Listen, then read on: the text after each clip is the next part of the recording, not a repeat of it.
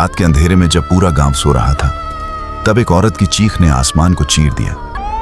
उसके घर में आग नहीं लगी थी, भूकंप नहीं आया था, उसका बेटा गायब था।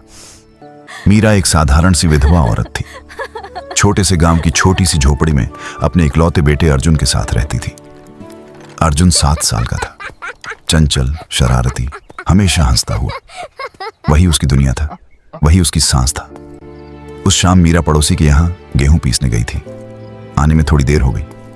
जब लौटी तो दरवाजा खुला था और अर्जुन कहीं नहीं था। उसने पूरे घर को खंगाल डाला, आंगन, छत, पिछवाड़ा सब जगह देखा। फिर पड़ोसियों के घर दौड़ी, किसी ने नहीं देखा था। रात गहरी होती जा रही थी। मीरा के पैर थरथरा रहे थे, लेकिन उसने खुद को रोका। रोने का वक्त नहीं है, ढूंढना है। वो गांव के बाहर की तरफ भागी। अर्जुन को नदी किनारे खेलना बहुत पसंद था। वो जानती थी उसका बेटा कहां हो सकता है।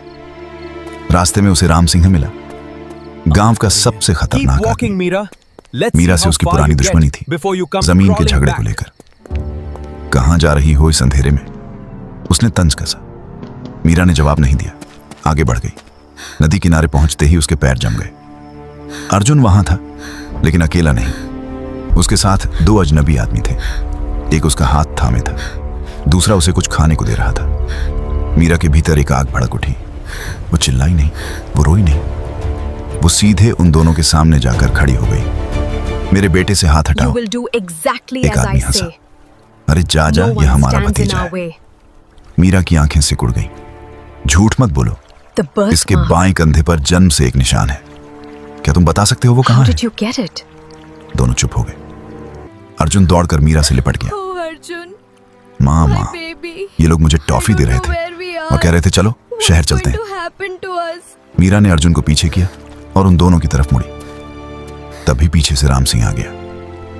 मीरा ने सोचा अब मुसीबत और बढ़ेगी, लेकिन राम सिंह ने उन दोनों अजनबियों को देखा और गरजा, कौन हो तुम लोग? इस गांव में बच्चा चुराने आए हो? उसने तुरंत गांव वालों को आवाज दी। देखते ही देखते भीड़ जमा हो गई। दोनों अजनबी पकड़े गए। बाद में पता चला वो दोनों शहर में बच्चे बेचने का काम करते थे। कई गांवों से बच्चे उठा चुके थे।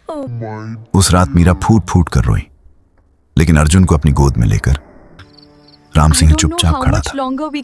मीरा ने उसकी तरफ देखा। तुमने आज मेरे बच्चे की जान बचाई।